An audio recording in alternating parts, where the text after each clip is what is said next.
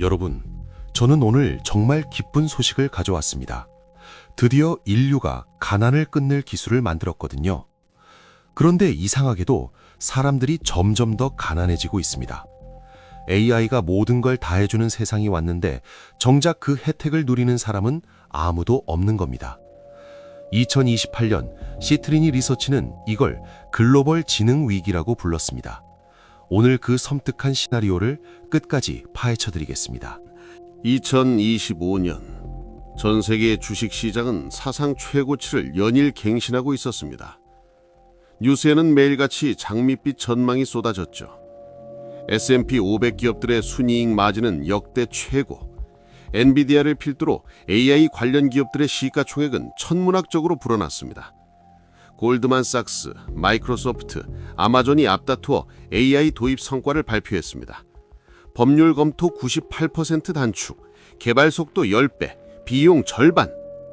정치인들도 거들었습니다. AI는 우리의 적이 아닌 동반자입니다. 새로운 일자리가 창출될 것입니다. 시민들은 불안하면서도 믿고 싶었습니다.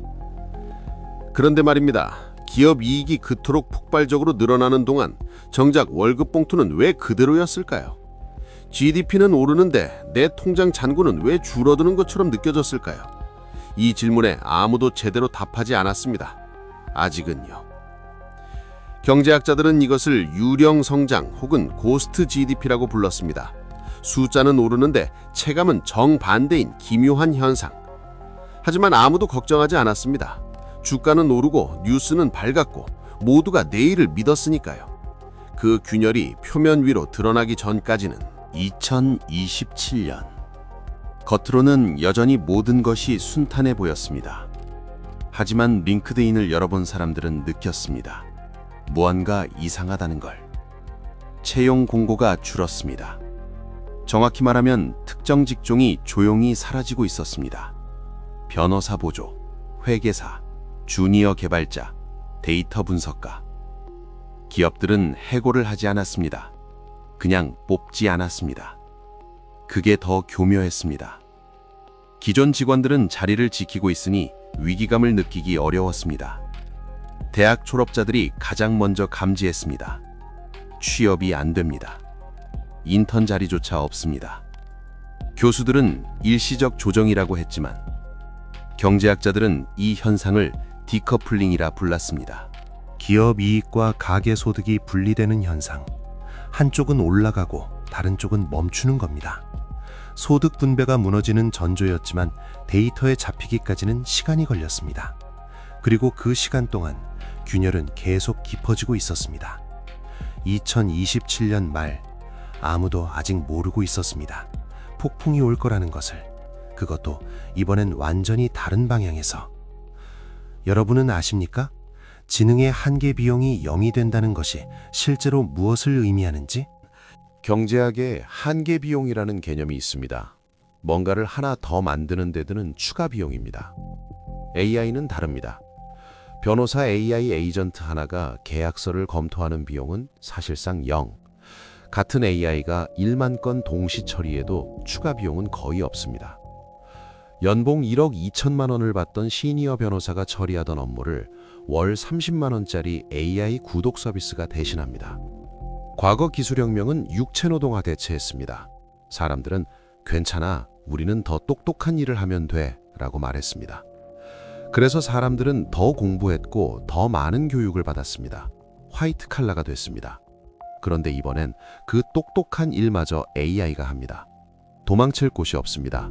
더 공부해서 올라갈 사다리 자체가 치워지고 있는 겁니다. 고숙련 노동의 가격이 폭락하기 시작합니다.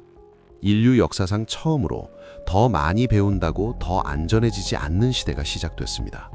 고숙련 노동의 가치가 폭락하면 그 다음 단계는 무엇일까요? 소비가 사라집니다. 현대 자본주의 경제는 소비 위에 세워진 성입니다. GDP의 70%가 민간 소비입니다. 그리고 그 핵심 주체는 중산층 화이트 칼라였습니다. 그들이 지갑을 닫기 시작했습니다. 일자리를 잃은 것도 있지만 잃지 않은 사람들도 마찬가지였습니다. 불안이 소비를 얼려버립니다. 강남 고급 식당들이 먼저 손님이 줄었습니다. 헬스장 회원권 해지가 늘었고 백화점 명품관 매출이 꺾이기 시작했습니다. 동네 카페, 편의점, 배달음식, 미용실까지 손님이 줄었습니다. 화이트 칼라의 소비가 사라지자 서비스업 종사자들도 수입이 줄었습니다. 그 사람들도 지갑을 닫았습니다. 도미노가 쓰러지기 시작한 겁니다. 소비가 소비를 먹여 살리는 순환 자체가 끊겼습니다. 기업이익은 사상 최고인데 거리는 왜 이렇게 한산할까요? 이 기묘한 풍경의 끝에는 무엇이 기다리고 있을까요? 경제학자들은 경고했습니다. 이것은 단순한 경기 침체가 아닙니다. 소비 엔진 자체의 연료가 끊긴 겁니다. 연료가 완전히 끊기는 순간 2028년 6월 블랙스완이 등장합니다. 2008년 금융위기를 기억하십니까? 그 위기의 시작은 서브프라임 모기지였습니다. 신용등급 낮은 사람들이 대출을 못 갚으면서 도미노가 쓰러졌죠. 당시 전문가들은 말했습니다. 우량 차주들은 괜찮아. 신용 좋은 사람들이 문제가 될 리 없어. 2028년 그 말이 얼마나 틀렸는지 밝혀집니다. 이번에 연체를 시작한 건 신용점수 상위권의 우량 차주들이었습니다.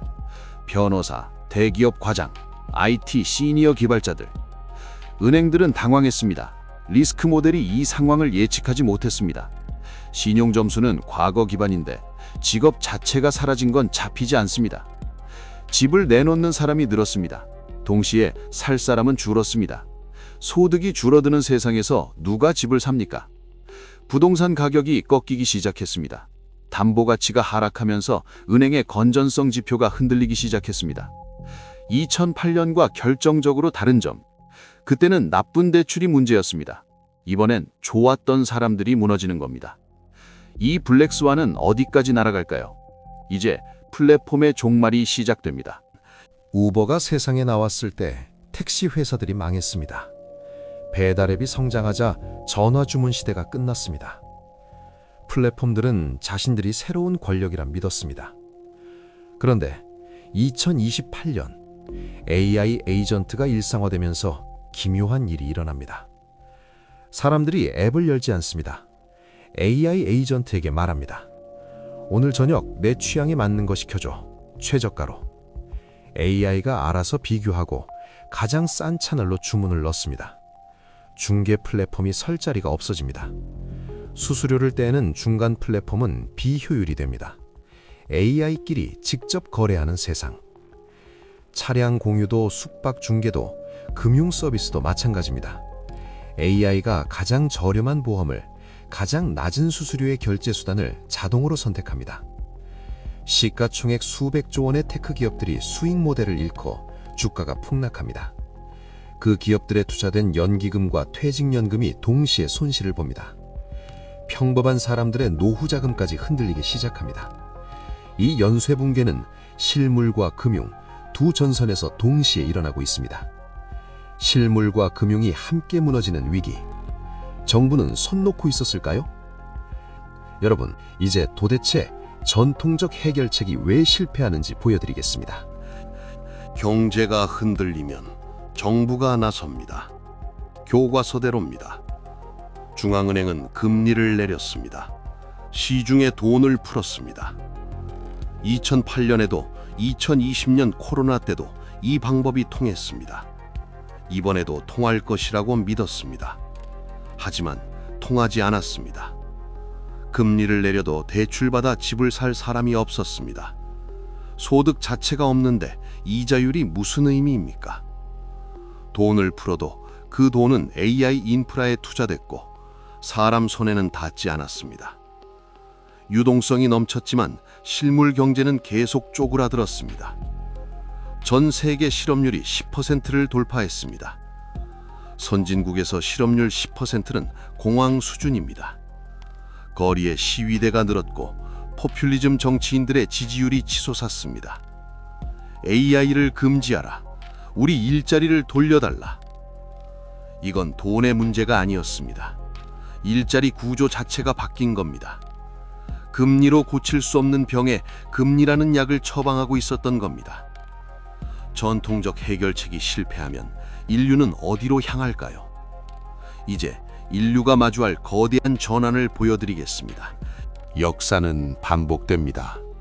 하지만 같은 방식으로 반복되지는 않습니다. 1차 산업혁명 때도 대공황 때도 인류는 새로운 규칙을 만들어냈습니다. 2028년의 위기가 강요하는 선택지는 두 가지입니다. 첫 번째, AI 증세. AI로 이익을 얻는 기업에 강력한 세금을 부과하는 겁니다. AI 에이전트 한 명당 인간 노동자에 준하는 세금을 내게 하는 방식. 그 재원으로 실업자들을 지원하고 재교육 시스템을 구축합니다. 두 번째 선택지, 보편적 기본소득, UBI. 일의 유무와 관계없이 모든 시민에게 기본 생활비를 지급하는 겁니다. 노동이 소득의 전제가 아닌 세상.